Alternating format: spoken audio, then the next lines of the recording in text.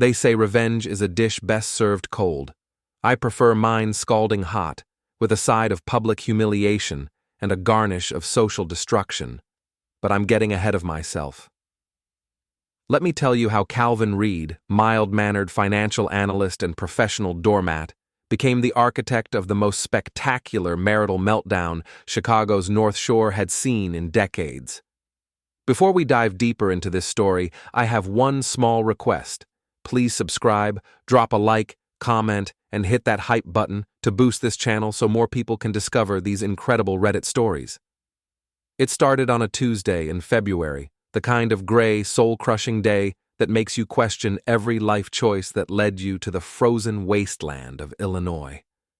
I was sitting in my home office, spreadsheets dancing across my monitor like numbers in a fever dream, when I heard Natalie's heels clicking across our hardwood floors with unusual urgency. "Calvin, I need to talk to you," she called from the bedroom, her voice carrying that particular tone wives use when they're about to announce something that will cost money or cause inconvenience. I saved my work and walked down the hall, finding her standing before our walk-in closet, like a general surveying a battlefield. Clothes were scattered across our king-sized bed, dresses I'd never seen before, lingerie that definitely wasn't from our anniversary shopping trip to Nordstrom Rack. "What's all this?" I asked, gesturing at what looked like the aftermath of a fashion magazine explosion. Natalie turned, and I noticed she'd done something different with her makeup. Smoky eyes, glossy lips, the works. At 3:30 on a Tuesday afternoon. "I have a big business dinner tonight," she said, holding up a black dress that probably cost more than my monthly car payment. "Trent is taking the whole marketing team to Le Bernardin. This could be huge for my career."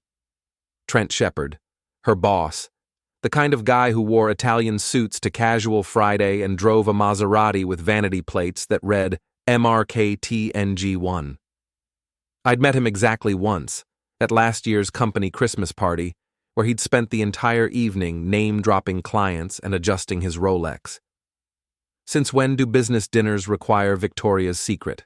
I asked, nodding toward the lacy black number peeking out from under the dress. Natalie's laugh was sharp, brittle. "God, Calvin, you're so paranoid. It's called dressing professionally. Some of us care about making a good impression." The barb hit its mark, as intended. Natalie had been perfecting the art of the casual insult for months now, each comment designed to remind me that while she was climbing the corporate ladder in her designer heels, I was stuck analyzing quarterly reports in my home office, wearing the same khakis I'd bought at Target 3 years ago. "Right," I said. "Professional. Got it." She was already turning back to the mirror, applying lipstick with surgical precision. "Don't wait up. These things tend to run late." I watched her for a moment, this woman I'd been married to for 12 years, and felt something cold settle in my chest. It wasn't jealousy, exactly, more like recognition. The kind you get when you finally see the picture hidden in one of those optical illusion puzzles. "Have fun networking," I said, and left her to her preparations. Back in my office, I stared at the computer screen without seeing it. Natalie had been different lately. New clothes, new perfume, new attitude. She'd started going to the gym at 6 a.m., something she'd never done in the decade I'd known her. Her phone was always face down now, and she'd changed her passcode from our anniversary date to something I didn't know. I'm not a suspicious man by nature. I'm methodical, analytical, the kind of person who reads the fine print and keeps receipts. But I'm not paranoid. At least, I hadn't been until my wife started dressing like she was auditioning for a role in a music video about successful businesswomen who definitely weren't cheating on their husbands. The front door slammed at 5:15, followed by the throaty purr of Natalie's BMW pulling out of our driveway. I waited 10 minutes, then picked up my phone and called my mother-in-law.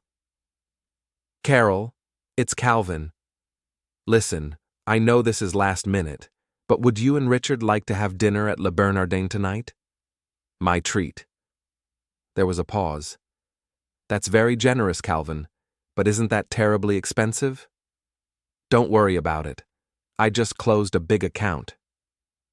The lie came easier than it should have. I thought it might be nice for you to see where Natalie's having her business dinner. You could surprise her. Carol Reed loved few things more than surprising her daughter at important career moments. Within an hour, I had a confirmed reservation for 2 at Le Bernardin, 8 o'clock seating table with a clear view of the main dining room. I spent the evening working, or pretending to work, checking my phone every few minutes. At 9:30, my screen lit up with a text from Carol. It was a photo. Natalie was sitting on Trent Shepard's lap in a corner booth, her arms around his neck, his hand resting possessively on her thigh. They were kissing with the kind of passion typically reserved for airport reunions and romance novel covers. In the foreground, I could see Richard's shocked face, his mouth hanging open like a fish gasping for air. The accompanying text was brief. "Calvin, I'm so sorry." I set the phone down and laughed. Actually laughed out loud, a sound that echoed through our empty house like a gunshot. Not because anything was funny, but because the alternative was screaming, and I had neighbors to consider. So there it was. My wife of 12 years, the woman who'd promised to love, honor, and cherish me through sickness and health, was playing tonsil hockey with her boss in one of Chicago's most expensive restaurants. And she'd been stupid enough to do it at the exact place she'd told me she'd be, wearing the dress she'd modeled for me like I was some kind of clueless accessory to her deception. I poured myself 3 fingers of bourbon and sat in my leather chair, the one Natalie always complained made our living room look like a middle-aged man's fantasy. She wasn't wrong. It was comfortable, practical, and completely unfashionable. Kind of like me. My phone buzzed again. Another text from Carol. "We're leaving. Richard can't stop staring. What do you want us to do?" I typed back, "Go home. Don't say anything to Natalie yet. I'll handle this." Handle this. As if adultery was a quarterly budget variance or a problematic pivot table. But that's what I do. I handle things. I analyze problems, develop solutions, implement strategies. And right now, Natalie Reed had just become the biggest problem in my portfolio. I was still sitting there, bourbon warming in my hand, when I heard her car in the driveway. The digital clock on the cable box read 11:47 p.m. She'd been gone for over 6 hours, plenty of time for dinner and whatever came after. The front door opened with a soft click, followed by the whisper of stockings against fabric as she tried to tiptoe through the house in her heels. I didn't move, didn't call out. I just sat in my chair in the dark living room and waited. She made it halfway up the stairs before curiosity got the better of her. "Calvin, are you still awake?" "In here," I called softly. She appeared in the doorway, silhouetted against the hall light. Her lipstick was gone, her hair slightly mussed despite obvious attempts to fix it. The black dress was wrinkled in interesting places. "How was your business dinner?" I asked. "Good, really good. Trent thinks I'm ready for the senior coordinator position." She was trying too hard to sound casual, her words coming just a beat too fast. "That's wonderful. Your parents would be so proud." Something flickered across her face. "My parents?" They love hearing about your career success. All that networking paying off." She shifted her weight, and I caught a whiff of cologne that definitely wasn't mine. Something expensive and cloying, the olfactory equivalent of a Maserati with vanity plates. "I'm exhausted," she said. "I'm going to shower and go to bed." "Good idea. You'll want to be fresh tomorrow." She hesitated, perhaps sensing something in my tone, but fatigue and guilt won out over curiosity. I listened to her footsteps on the stairs, the sound of running water, the soft click of our bedroom door closing. I finished my bourbon and made a mental note to buy more. Something told me I was going to need it. I've always been a light sleeper, but that night I didn't sleep at all. I lay in our guest bedroom. I'd moved there months ago, claiming my snoring was keeping Natalie awake, and stared at the ceiling, listening to my wife's peaceful breathing through the thin walls. She slept like a baby. Apparently, adultery was more restful than I'd imagined. At 6 a.m., my phone rang. Carol's name flashed on the screen. "Calvin, honey, I didn't sleep a wink. Richard's been pacing all night. What are we going to do?" I sat up, running a hand through my hair. "What do you want to do?" "I want to march over there and shake some sense into her. This is insane, Calvin. That man is married, he has children, and you... God, you don't deserve this." It was nice to hear someone say it, even if it was my mother-in-law. Carol Reed had never been my biggest fan. I wasn't successful enough, ambitious enough, exciting enough for her precious daughter. But apparently, public adultery was where she drew the line. "I need to think about this," I said. "Can you and Richard keep quiet for a few days? Just until I figure out my next move?" "Of course, but Calvin, don't let her make a fool of you. You're worth more than that." After she hung up, I made coffee and sat at my kitchen table, looking out at the snow-covered yard. Our house was a colonial in Winnetka, the kind of place young couples dream about when they're planning their perfect suburban life. 4 bedrooms, 3 baths, a 2-car garage, and a mortgage that would outlive us both. Natalie had wanted this house, needed it, she'd said, for her image. Marketing coordinators in her company didn't live in condos or starter homes. They lived in places that said success and stability and worthy of promotion. I'd signed the papers because I loved her, because I wanted her to be happy, because I was stupid enough to think that giving her what she wanted would make her want me. The coffee was bitter, but I drank it anyway. I had work to do. My friend Jules Martinez had been a Chicago PD detective for 15 years before he retired early to open a private investigation firm. We'd met at a neighborhood barbecue 3 years ago, bonded over our shared appreciation for bourbon and our mutual bewilderment at our wives' social ambitions. Jules was the kind of guy who noticed things, details, inconsistencies, the sort of person you wanted on your side when your world was falling apart. I called him at 8 a.m. "Reed, you're up early for a guy who works in his pajamas. I need a favor, Jules, a professional favor." The tone of my voice must have registered because his casual banter disappeared. "What's going on?" "I think Natalie's having an affair." Silence.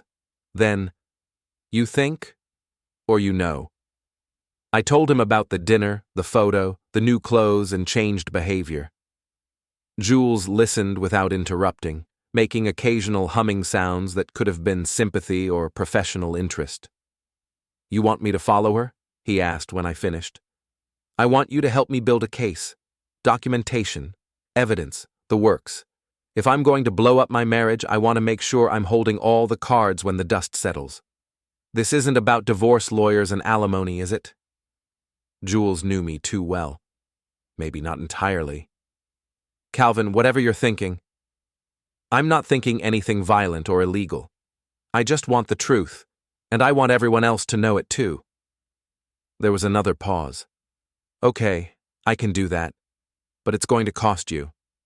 "How much?" "A bottle of that 18-year-old Macallan you've been hoarding, and you buy lunch for the next month." "Deal." We met at a diner in Evanston an hour later. Jules looked exactly like Central Casting's idea of an ex-cop. Thick mustache, tired eyes, and a gut that suggested he'd discovered the joys of civilian life. He slid a manila folder across the table. "I made some calls. Your boy Trent Shepard is a piece of work. 3 affairs that I could verify, all with subordinates. His wife Lana filed for separation twice, but never followed through. Word is she's got some kind of evidence stash, waiting for the right moment to take him to the cleaners." I opened the folder. Photos, financial records, employment history. Jules was thorough. "Here's the interesting part," he continued, stabbing his eggs with unnecessary violence. "Shepard's company has a strict policy about supervisor relationships, like career-ending strict. If HR gets wind of this, both him and Natalie are toast." "How would HR get wind of it?" Jules grinned, and for a moment, I could see the cop he used to be. "Anonymous tips are a beautiful thing. especially when they come with photographic evidence. I thought about Carol's picture, Natalie draped across Trent like a cheap suit. What kind of evidence? The kind that gets people fired and blacklisted. The kind that makes sure everyone in their professional circle knows exactly what kind of people they're dealing with. I closed the folder and signaled for the check. I need to think about this. Don't think too long, Calvin. These things have a way of getting messier the longer you wait. I drove home through the gray Chicago morning, Jules' words echoing in my head. By the time I pulled into my driveway, I'd made my decision. Natalie was in the kitchen, dressed for work in a new outfit I didn't recognize. She looked up from her coffee with the kind of bright smile that would have fooled me a week ago. "Good morning, honey. You're up early." "Couldn't sleep. Hey, I was thinking we should have dinner with your parents this weekend. It's been too long." Her smile flickered. "This weekend? I might have to work. Big project coming up." "Another business dinner?" "Possibly." I nodded and poured myself coffee. "Well, maybe they could join you. I'm sure they'd love to see where you're networking these days." The coffee mug slipped from her hand, shattering on the kitchen tiles. Coffee splashed across her new shoes, dark stains spreading like guilt across the white leather. "Shit," she muttered, grabbing paper towels. "These are brand new." "I'll clean it up," I said. "You don't want to be late for work." She looked at me for a long moment, something unreadable in her expression. Then she grabbed her purse and headed for the door. "Calvin?" "Yeah?" "We should talk tonight, when I get home. Looking forward to it." After she left, I cleaned up the coffee and broken ceramic, then sat down at my computer. I had an anonymous email to compose and a marriage to end. But first, I was going to make sure everyone knew exactly who Natalie Reed really was. The beauty of working from home is that you can orchestrate someone's professional destruction while wearing sweatpants and drinking coffee from a mug that says, "World's okayest husband. Irony, thy name is Calvin Reed." I spent the morning crafting the perfect anonymous tip to Natalie's HR department. Not too detailed, that would seem suspicious, but specific enough to trigger an investigation. I included Carol's photo, cropped to remove her shocked face, but keeping the timestamp and location data intact. The subject line read, "Policy Violation, Marketing Department." The body was simple. "Thought you should know that Regional Marketing Director Trent Shepard is having an inappropriate relationship with his subordinate Natalie Reed. Photo attached was taken last night at Le Bernardin. This violates company policy regarding supervisor relationships. A concerned employee." I hit send at 10:47 a.m. and immediately felt lighter, like I'd been holding my breath for days and could finally exhale. My phone rang 20 minutes later. "Jules, you did it, didn't you?" "I have no idea what you're talking about." "Calvin, I can hear the satisfaction in your voice. You sound like a cat who just discovered the canary comes pre-seasoned." "Maybe I'm just having a good morning." "Uh-huh.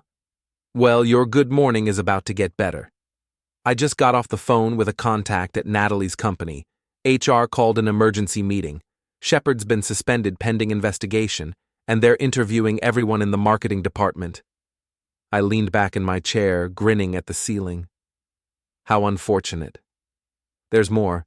Apparently, Shepard's wife, Lana, showed up at his office this morning with divorce papers. Caused quite a scene. Security had to escort her out, but not before she announced to the entire floor that her husband was a cheating piece of garbage who couldn't keep it in his pants. Sounds like she's having a bad day too. Calvin, you beautiful, vindictive bastard, I'm almost proud of you. After Jules hung up, I made myself a sandwich and settled in to wait. Natalie usually called me around lunch, a habit from our early marriage that had survived even as everything else crumbled. Today, I was particularly interested in hearing how her morning had gone. The call came at 12:15. "Calvin." Her voice was tight, strained. "Hey, honey, how's work?" "There's been a situation. Trent's been suspended. There's some kind of investigation." "Oh no. What kind of investigation? HR won't say. They just keep asking questions about our working relationship, about after-hours meetings, about... She trailed off. About what? About whether I've ever had inappropriate contact with him. I made a sympathetic noise. That sounds serious. What did you tell them? The truth, that we have a professional relationship, that any meetings outside the office were work-related. Well, I'm sure it'll blow over. These things usually do. There was a long pause.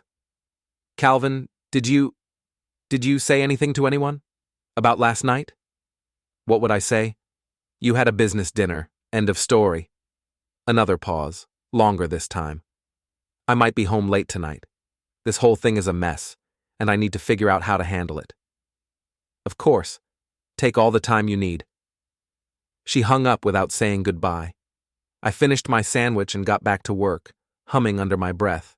It was shaping up to be a very good day. The next call came at 3 p.m. Carol.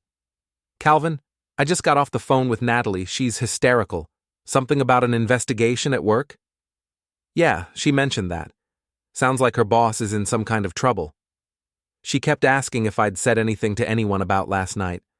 I told her no, but Calvin... She knows. She knows we saw her. What did she say? She tried to explain it away, said it wasn't what it looked like, that she'd had too much to drink, that it was a mistake. But Calvin, honey, we weren't born yesterday. That wasn't a drunken mistake. That was a woman who's been doing this for a while. I closed my eyes, feeling something twist in my chest. It was one thing to suspect, another to know, and something else entirely to have it confirmed by someone who'd watched Natalie grow up. What do you want me to do, Carol? I want you to protect yourself. Get a lawyer, document everything, make sure she can't take advantage of you when this all comes out. Already on it. Good. And Calvin? Richard and I, we're on your side. Whatever happens, whatever you need, we're here. It was more support than I'd expected from my in-laws, and more than I probably deserved. I thanked her and hung up, then sat staring at my computer screen without seeing it. The thing about revenge is that it's supposed to feel good, sweet, satisfying, justified. But sitting there in my home office, listening to the silence of our empty house, all I felt was tired. My phone buzzed with a text from an unknown number. This is Lana Shepard. We need to talk. I stared at the message for a full minute before responding. When and where? Starbucks on Green Bay Road, 1 hour. I'd never met Lana Shepard, but I recognized her immediately. She had the kind of sharp, expensive prettiness that money could buy and betrayal could destroy. Her blonde hair was perfectly styled, her makeup flawless, but there was something brittle around her eyes that suggested she was holding herself together through sheer force of will. She was sitting in a corner booth, clutching a venti something with the desperation of a drowning woman holding a life preserver. You must be Calvin, she said as I approached. Her voice was steady, controlled, but I could hear the cracks underneath. Mrs. Shepard. Lana, please, we're about to become allies, I think. Formality seems pointless. I sat down across from her, studying her face. How did you get my number? I have my ways. The question is, how long have you known? About Natalie and your husband? Since last night. She laughed, a sound like breaking glass. Last night? God, you're lucky. I've known for 3 years. 3 years? Why didn't you leave him, divorce him, destroy him? She took a sip of her drink, her hands remarkably steady. Because I was waiting for the right moment, the right ammunition, and because frankly I was scared. Of what? Of being alone, of starting over, of admitting that I'd wasted 15 years of my life on a man who thinks fidelity is a type of investment account. She looked at me over her cup. But you know what I'm not scared of anymore? What? Making him pay for every lie, every betrayal, every time he made me feel like I was crazy for suspecting what I knew was true. Her smile was sharp enough to cut glass. I want to destroy him, Calvin, professionally, financially, socially. I want him to lose everything that matters to him, and I think you want the same thing for your wife." I leaned back, processing this. "What are you proposing?" "A partnership. I have evidence, photos, emails, financial records showing he's been using company money to wine and dine his affairs. You have access to Natalie's communications, her schedule, her vulnerabilities. Together, we can make sure they both get exactly what they deserve." "Which is?" "Public humiliation, professional ruin, social exile." She leaned forward, her eyes bright with something that might have been madness or might have been clarity. "I want everyone to know what they are. I want their friends to cross the street to avoid them. I want their names to be synonymous with betrayal and stupidity." I thought about Natalie's new clothes, her changed passwords, her casual cruelty. I thought about 12 years of marriage reduced to a lie, a performance, a convenience. "What did you have in mind?" Lana smiled, and for the first time since I'd sat down, she looked genuinely happy.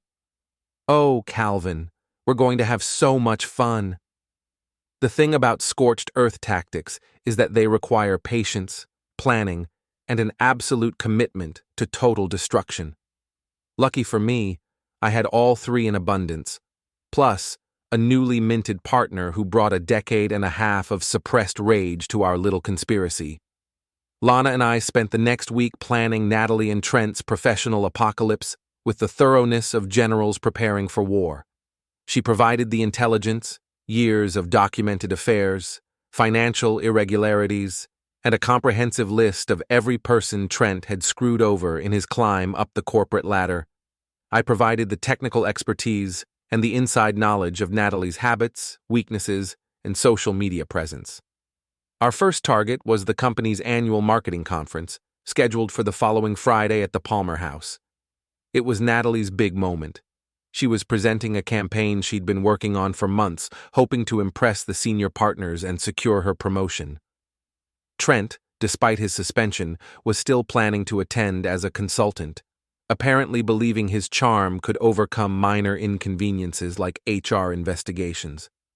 "He's delusional," Lana said, scrolling through Trent's emails on her laptop. We were sitting in my kitchen, surrounded by printouts, photographs, and the detritus of our investigation. "He actually thinks this will blow over. He sent an email to his golf buddies saying it's just office politics, and he'll be back at his desk by Monday." "What about Natalie?" "According to her Instagram, she's focusing on her career and exciting new opportunities. Posted yesterday with a photo of her new Louboutin heels." Lana's smile was predatory. "Those are going to look great when she's walking to the unemployment office." The beauty of our plan was its simplicity. We weren't going to sabotage Natalie's presentation or create some elaborate public confrontation.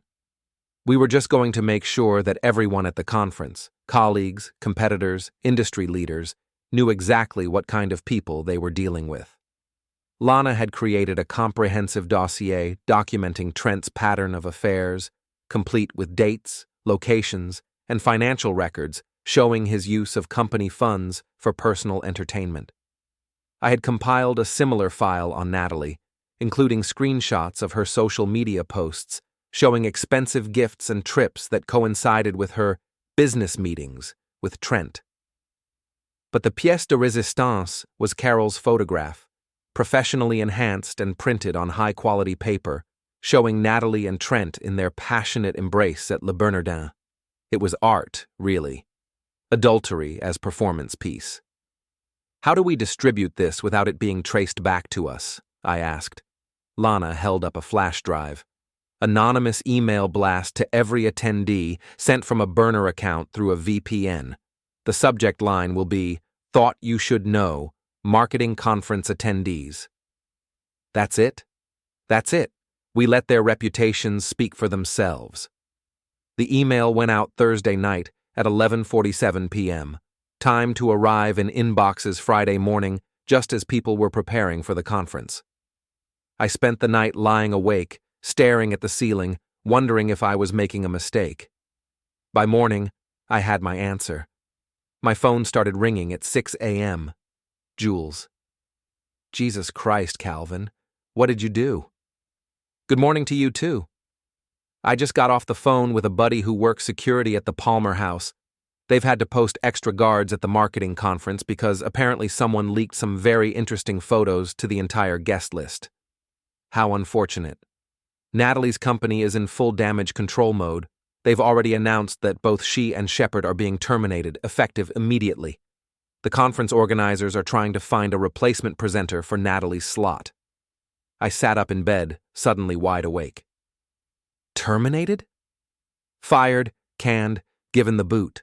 Apparently, the photo evidence was pretty compelling, and when combined with the financial irregularities Lana documented, it was enough for the company to cut ties immediately.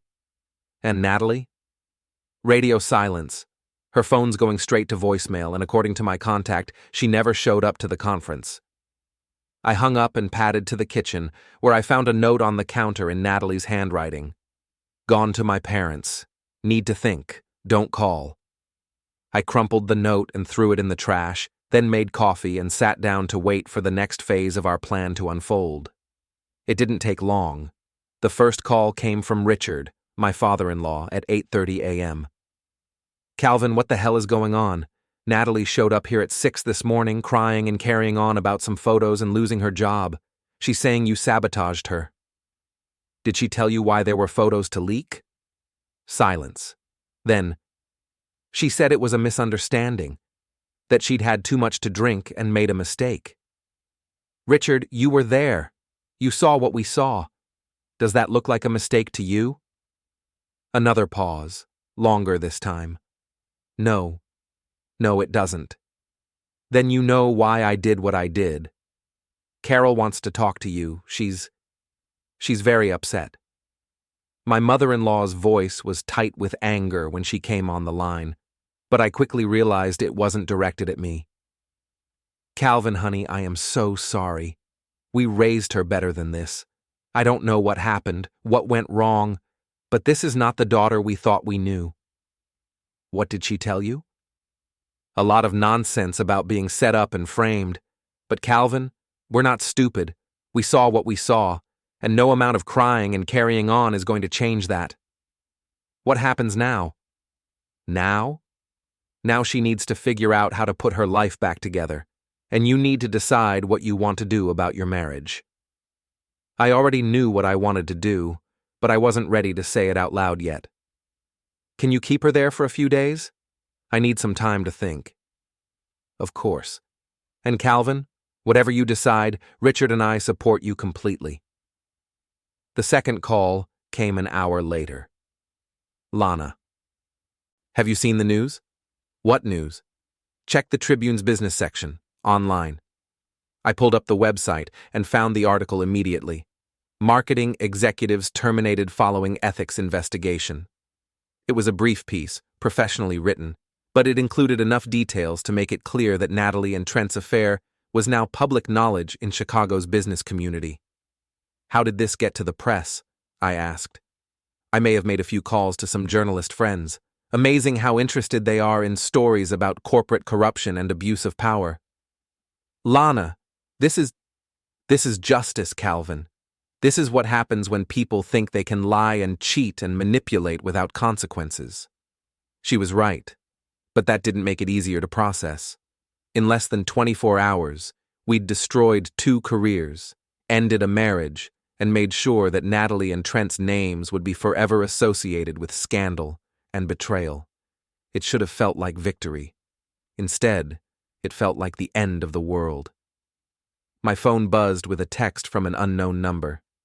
You son of a snake. This isn't over. I showed it to Lana when she came over that afternoon with a bottle of champagne and a satisfied smile. Trent? She asked. Has to be. Good. I was hoping he'd try something stupid. I've been looking forward to the next phase of our plan. There's a next phase. Her smile was sharp enough to perform surgery. Oh, Calvin, we're just getting started. Trent Shepard was apparently the kind of man who confused stubbornness with strength and desperation with strategy. Over the next 3 days, He left 17 voicemails on my home phone, each one more unhinged than the last. They started with threats, "You have no idea who you're messing with," and devolved into pleading, "We can work this out man to man," before finally settling into pure rage, "I'm going to destroy you, you pathetic piece of shit." I saved every one of them. "He's losing it," Lana said, listening to the latest message on speakerphone. We were in my living room, surrounded by the evidence of our campaign. Printouts, photos, legal documents, and a growing pile of newspaper clippings documenting the fallout from our revelation. "Good," I said. "Desperate people make mistakes." "What kind of mistakes are you hoping for?" I looked at her. This woman who'd become my partner in destruction, my co-conspirator in revenge. 3 weeks ago, we'd been strangers. Now we were bound together by shared purpose and mutual satisfaction in our enemy's downfall. The kind that finished this permanently. Natalie had been staying with her parents since the conference, calling occasionally to scream at me through the phone before hanging up. Her latest theory was that I'd hired a private investigator to follow her, that I'd orchestrated the entire thing out of jealousy and spite. She wasn't entirely wrong. "You're sick," she'd said during our last conversation. "This is insane, Calvin. We could have worked this out. We could have gone to counseling, figured things out like adults. Like you figured things out with Trent? That was a mistake. A stupid, meaningless mistake." "For how long?" Silence. "How long, Natalie? How long was your meaningless mistake?" "It doesn't matter." "It does to me." More silence, then. 6 months. Maybe 8. 8 months. 2/3 of a year. While I'd been working to pay for her new clothes, her gym membership, her expensive dinners, she'd been auditioning for a new life with a man who drove a Maserati and promised her things I couldn't provide. "I want a divorce," I said. "Calvin, I want you to move out permanently. I want you to take your things and disappear from my life. And if you try to contest this, if you try to take half of everything I've worked for, I will make sure everyone in Chicago knows exactly what kind of person you are." "You already did that." "No, Natalie. I just got started." I hung up and turned off my phone. Lana was watching me with something that might have been sympathy or might have been admiration. "Feel better?" "Not yet." That's when Trent decided to pay me a visit. I was in my kitchen Saturday morning, making coffee and reading the latest news about the marketing scandal, when I heard a car door slam in my driveway. Through the window, I could see Trent's Maserati parked at an angry angle across my lawn, its driver door hanging open like a wound. "Lana," I called. She was in the living room, organizing our files. "You might want to see this."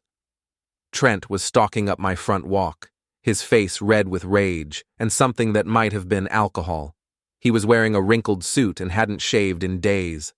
The man who'd once epitomized corporate success now looked like a vagrant in expensive clothes. He started pounding on my door before he reached it. "Open up, Reed! I know you're in there!" I looked at Lana. "Call the police." "Not yet," she said, pulling out her phone to start recording. "Let's see what he does first." "Reed, you coward! Come out here and face me like a man." I opened the door, keeping the chain lock engaged. "Good morning, Trent. You're looking well." His eyes were red, his breath visible in the cold air. "You destroyed my life. I documented your choices. There's a difference. My wife left me. My kids won't talk to me. I can't get a job anywhere in this city." "Sounds like consequences." He lunged at the door, rattling the chain.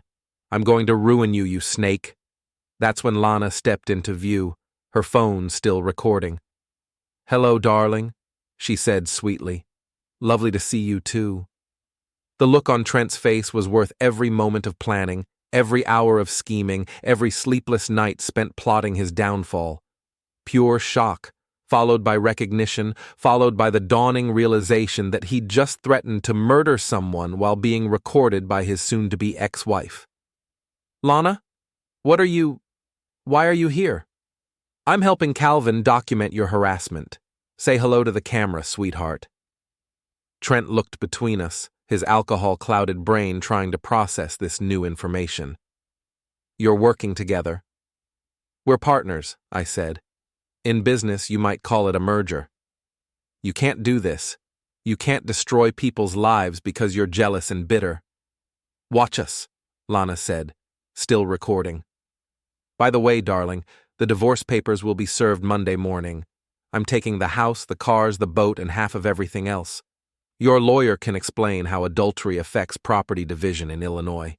Trent's face went from red to purple. "You snake. You vindictive, crazy snake."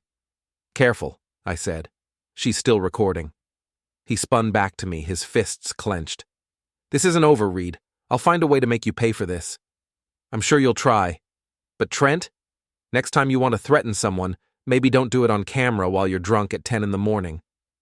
He stood there for a moment, swaying slightly, his mouth opening and closing like a fish gasping for air. Then he turned and stumbled back to his car, gunning the engine and tearing across my lawn as he fled. "Well," Lana said, stopping the recording. "That was satisfying. Should we call the police now?" "Definitely. Serious threats are a felony, and we have it all on video." I made the call, and within an hour, 2 patrol officers were taking our statements and reviewing Lana's recording. They were professional, sympathetic, and thoroughly unimpressed with Trent's behavior. "We'll pick him up for questioning," the senior officer said. "With the recording and the voicemails, we have enough for harassment and terroristic threatening charges. He'll probably spend the weekend in jail." After they left, Lana and I sat in my living room, surrounded by the evidence of our successful campaign. Trent was facing criminal charges. Natalie was unemployed and unemployable in her chosen field. Their affair was public knowledge, their reputations destroyed, their futures uncertain. "So what now?" Lana asked. "Now we wait and see if they're smart enough to disappear quietly. And if they're not?" I looked at her, this woman who'd helped me orchestrate the most comprehensive revenge in Chicago's recent history, and smiled. "Then we get creative."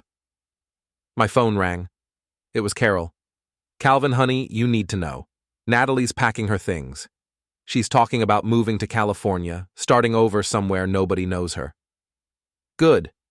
She wants to see you, to talk." "No." "Calvin, no, Carol. We have nothing to talk about. She made her choices, and now she gets to live with them." There was a pause. "She's our daughter, Calvin. We love her, but what she did to you, we can't forgive that. We can't pretend it didn't happen. You don't have to choose sides. We already did. You're family, Calvin. You'll always be family." After I hung up, I sat in the quiet of my house, not our house anymore, and tried to figure out how I felt. Victorious, satisfied, empty? Maybe all three. Lana was watching me with those sharp eyes that missed nothing. "Any regrets?" I thought about it seriously. About 12 years of marriage, about the woman I'd thought I loved, about the life we'd built together and the way it had all crumbled in the space of a few weeks. "No," I said finally. "No regrets." "Good." She stood up, gathering her purse and coat. "Because this is just the beginning, Calvin. When word gets out about what we did, about how thoroughly we destroyed them, other people are going to want our help. Betrayed spouses, screwed over business partners, anyone who's been lied to and cheated and made to feel small. You want to go into business together?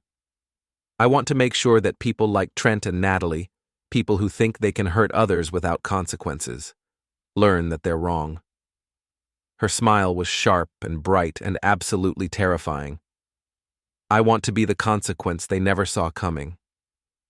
I looked around my house, at the life I'd built, and lost, and reclaimed, and made my decision. "When do we start?" 3 days later, I got a text from an unknown California number. "I hope you're happy. I hope destroying my life was worth it." I showed it to Lana, who was sitting across from me in our new office space. A small suite in downtown Evanston with a brass nameplate that read, "Reed and Shepard Investigations, Consequences Delivered." She read the message and laughed. Should we respond? I deleted the text and put my phone away. We already did.